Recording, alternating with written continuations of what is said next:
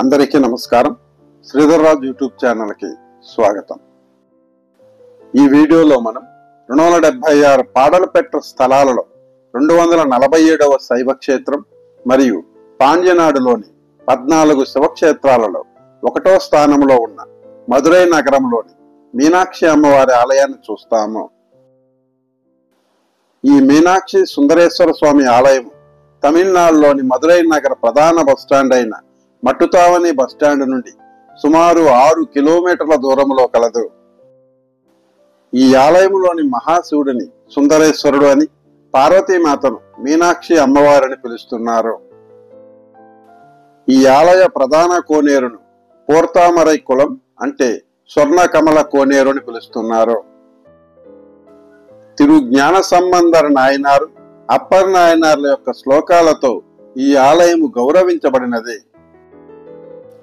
ఈ ఆలయంలోని శివుడు మరియు పార్వతీమాతలు స్వయంభవమూర్తులు. ఈ ఆలయములో చాలా ఎత్తైన సుమారు 14 రాజగోపురాలు కలవు. వీటిలో 170 అడుగులు గల దక్షిణ గోపురం ఎత్తైనది.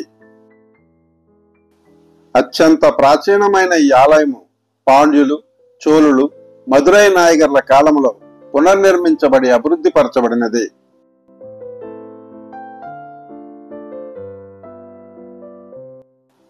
1310లో అల్లావుద్దీన్ ఖిల్జీ సేనాని మాలిక్ కపూర్ ఈ ఆలయం పైన దాడి చేసి కొల్లగొట్టి అనేక విలువైన చిహ్నాలను ధ్వంసం చేశారు. మదురై మొదటి నాయగరు విశ్వనాథ నాయగరు మరియు తిరుమల నాయగర్లు ఈ ఆలయాన్ని తిరిగి పునర్నిర్మించారు. 1812లో మదురై కలెక్టర్గా ఉన్న పీటర్ పాండ్యన్ అని పిలిచేవారు. ఇతను పరమత సహనం చూపారని తమిళ రచనలో తెలపబడి ఉన్నది. మదురై మీనాక్షి అమ్మవారిని భక్తితో గౌరవించారని, ఇతను తన గుర్రంపై ఈ ఆలయాన్ని దాటి వెళ్లేటప్పుడు గుర్రం దిగి టోపీని తీసివేసి చెప్పులు వదిలేసి నడుచుకుంటూ వెళ్లేవాడని పేర్కొనబడి ఉన్నది. పీటర్ పాండ్యన్ను అమ్మవారు ఒక ప్రాణాపాయ సంఘటన నుండి కాపాడారని, అందుకు ప్రతిఫలంగా తన పేరుతో నమోదు చేసిన వజ్రాలు పొదిగిన బంగారు కాలి అందెలను మీనాక్షి అమ్మవారికి పీటర్ పాండ్యన్ గారు బహుకరించారు. అతని పేరుతో చెక్కబడిన ఈ అందెలను ఇప్పటికీ పీటర్ పాదుకలు అని పిలుస్తున్నారు.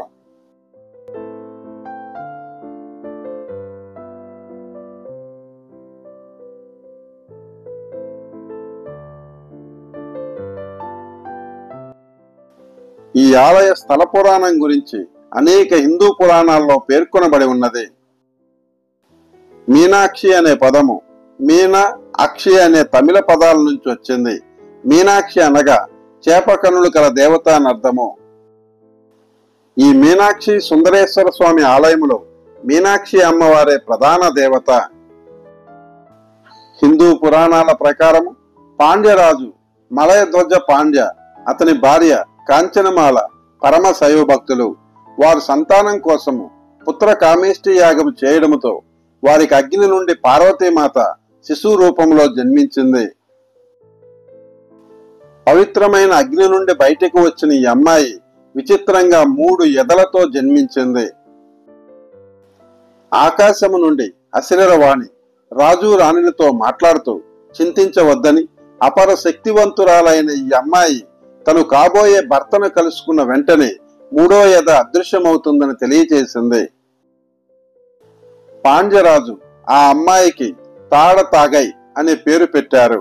ఆ అమ్మాయిని సింహాసనానికి తదుపరి వారసురాలుగా ప్రకటించడమే కాకుండా 64 కళల్లో శిక్షనిచ్చి పరాక్రమవంతురాలుగా మార్చారు.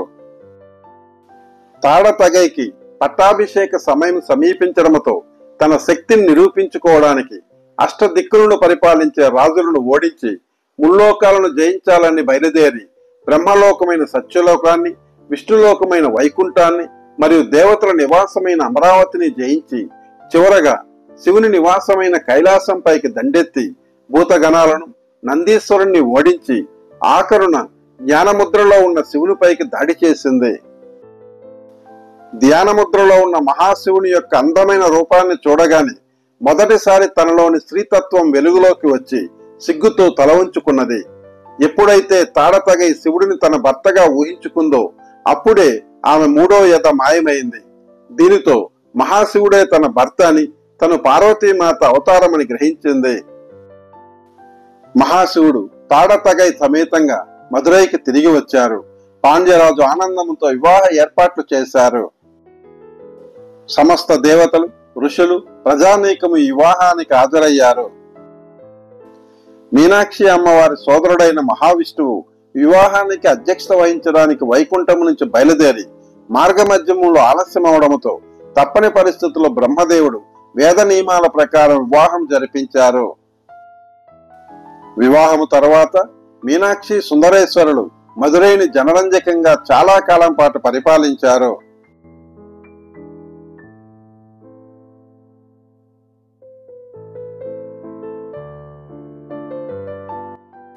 దేవతల రాజు మహేంద్రుడు తన పాపాలను ప్రక్షాళనం చేసుకోవడానికి వివిధ శివాలయాలను దర్శిస్తున్నప్పుడు కదంబ వృక్షాలతో దట్టమైన అడవిగా ఉన్న ఈ ప్రాంతంలో స్వయంభవలింగముగా వెలిసి ఉన్న మహాశివుని చూడగానే అతనికి పాప పరిష్కారం అయింది. దీనితో ఇక్కడ గల శివలింగం చుట్టూ ఒక ఆలయాన్ని ఇంద్రుడు నిర్మించారు. ఈ ఆలయములోని గర్భగుడిలో గల అమ్మవారి విగ్రహము స్వచ్ఛమైన పచ్చరాయితో ఉన్న మరకత శిల్పము. దేశములోని 64 శక్తి పీఠాలలో ఈ ఆలయం మొదటిది కాబట్టి ఈ ఆలయములో అన్ని పూజలు మొదట అమ్మవారికి, తర్వాత శివునికే. ప్రఖ్యాత శైవ సాధువు 63 మంది నాయనార్లో గొప్పవారైన తిరు జ్ఞాన సంబంధర్ నాయనారు జలము మరియు అగ్ని పరీక్షల ద్వారా జైనులను ఓడించి శైవమత వైభవాన్ని ఈ ప్రాంతంలో పునరుద్ధరించారు.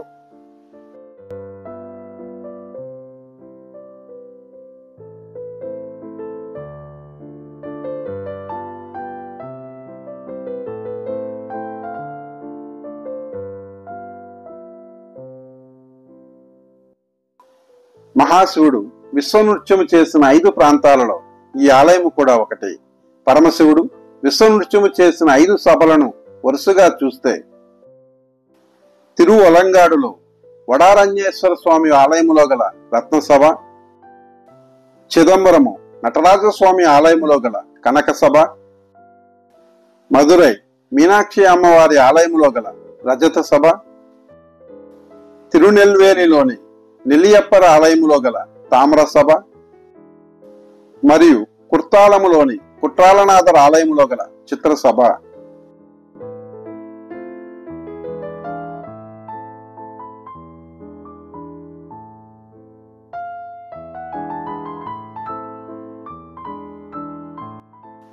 ఈ మీనాక్షి సుందరేశ్వర స్వామి ఆలయములో అనేకమైన చిన్న పెద్ద మందిరాల కలవు.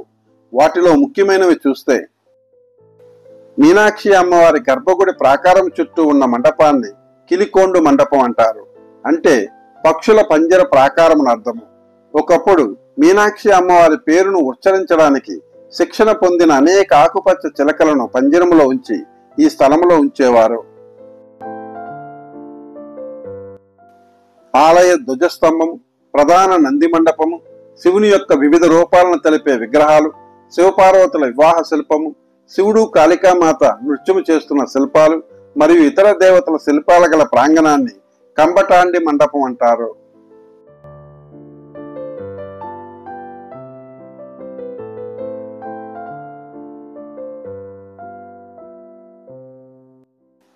మీనాక్షి అమ్మవారి ఆలయంలోని భారీ ప్రాకారము కలిగిన అతి విశాలమైన మండపాన్ని వీర వసంతరాయ మండపం అంటారు.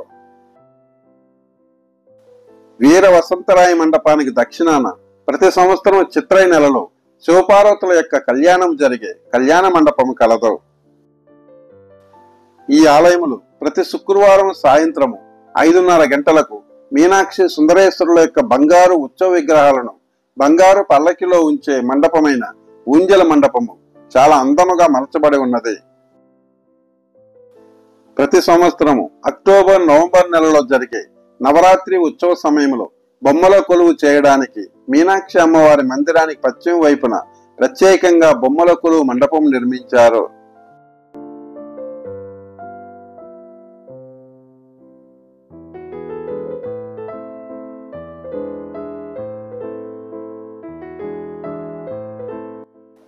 మీనాక్షి అమ్మవారి మందిరానికి సమీపంలో శక్తిదేవి యొక్క 8 రూపాలైన కౌమది, రౌద్రి, వైష్ణవి, మహాలక్ష్మి, యజ్ఞరూపిణి, శ్యామల, మహేశ్వరి మరియు మనోన్మణి శిల్పాలతో కూడిన స్తంభాలతో ఉన్న మండపాన్ని అష్టశక్తి మండపం అంటారు.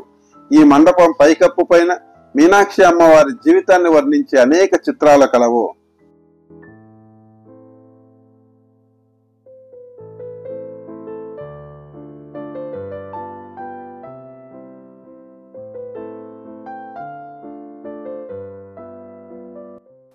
అష్టశక్తి మండపం పక్కన 1708లో మీనాక్షి నాయగర్ నిర్మించిన మీనాక్షి నాయగర్ మండపం కలదు.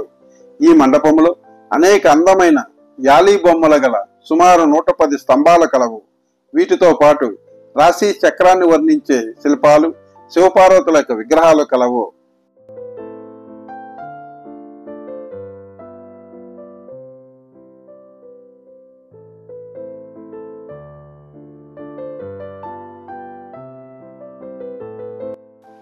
యజ్ఞాలు చేసి దేవతల కన్నా తాము గొప్పవారమనే గర్వముతో ఉన్న ఋషుల యొక్క గర్వాన్ని అణచడానికి మహాశివుడు భిక్షంధర రూపాన్ని దాల్చడముతో అతని మనోహరమైన రూపానికి మంత్రముగ్ధులైన ఋషుల యొక్క భార్యలు శివుడిని మోహించే అందమైన శిల్పాలు గల మండపాన్ని ముత్తుపిల్లై మండపము లేక ఇరుట్టు మండపము అంటే చీకటి మండపం అని పిలుస్తున్నారు. మదురై మీనాక్షి అమ్మవారి ఆలయంలో ఉన్న మరో అద్భుతమైన మండపము వేయికాళ్ల మండపము. దీనిని 1569లో అరేనాథ మొదలయారు నిర్మించారు. ఈ వేయికాళ్ల మండపములో అద్భుతమైన శిల్పాలు కలవు. దీనిలో సుమారు 985 స్తంభాలున్నాయి. ఈ ఆలయంలో 5 సంగీత స్తంభాలు కలవు. వీటిలో ఒక్కొక్క స్తంభములో 22 ఉపస్తంభాలు కలవు. వీటిని కొడితే ఒక్కొక్క చిన్న స్తంభము ఒక్కొక్క స్వరాన్ని పలుకుతుంది.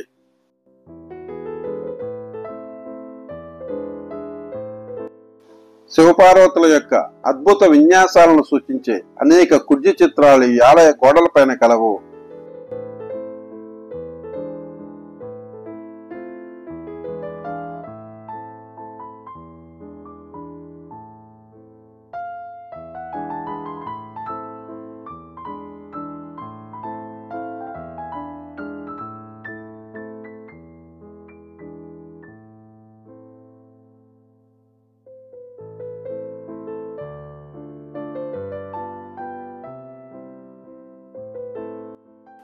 ఈ ఆలయంలో మీనాక్షి అమ్మవారికి, సుందరేశ్వర స్వామికి ప్రత్యేక మందిరాలే కాకుండా వినాయక మందిరము, సుబ్రహ్మణ్య స్వామికి మందిరము, బలిపీఠము, నంది మండపము, నవగ్రహ మండపము, నటరాజ మందిరం వంటి అనేక మందిరాలు, అనేక మంది దేవతల యొక్క శిల్పాలు కలవు. ఈ మీనాక్షి సుందరేశ్వర స్వామి ఆలయం ఉన్న మదురై నగరానికి భారతదేశంలోని అన్ని ప్రాంతాల నుంచి రైలు, విమాన సౌకర్యాలు కలవు. తమిళనాడులోని అన్ని ప్రధాన నగరాల నుంచి, ఆంధ్రప్రదేశ్లోని తిరుపతి నుంచి మంచి బస్ సౌకర్యం కలదు. మదురై ప్రధాన బస్టాండ్ అయిన మట్టుతావని బస్టాండ్ నుంచి మీనాక్షి అమ్మవారి ఆలయ సమీపం వరకు స్థానిక బస్సులు మరియు ఆటోల సౌకర్యం కలదు. ఈ ఆలయ లోపలి భాగాన ఫోటోలు, వీడియోలు తీయడం నిషిద్ధము. ఫోన్లన్నీ కూడా ఆలయ వెలుపల సంరక్షణ కేంద్రంలో ఉంచవలసి ఉంటుంది. ఈ ఆలయము ఉదయం 5 గంటల నుంచి మధ్యాహ్నం 1 గంట వరకు మరియు సాయంత్రం 4 గంటల నుంచి రాత్రి 9 గంటల వరకు తెరిచి ఉంచబడి ఉంటుంది. అత్యంత ప్రాచీనమైన, ప్రసిద్ధి చెందిన మదురైలోని మీనాక్షి సుందరేశ్వర స్వామి ఆలయాన్ని ప్రత్యక్షంగా దర్శించి ఆ ఆలయ విశేషాలను మీకు తెలియజేసే అవకాశం నాకు కలగడం దైవకార్యంగా భావిస్తూ మీ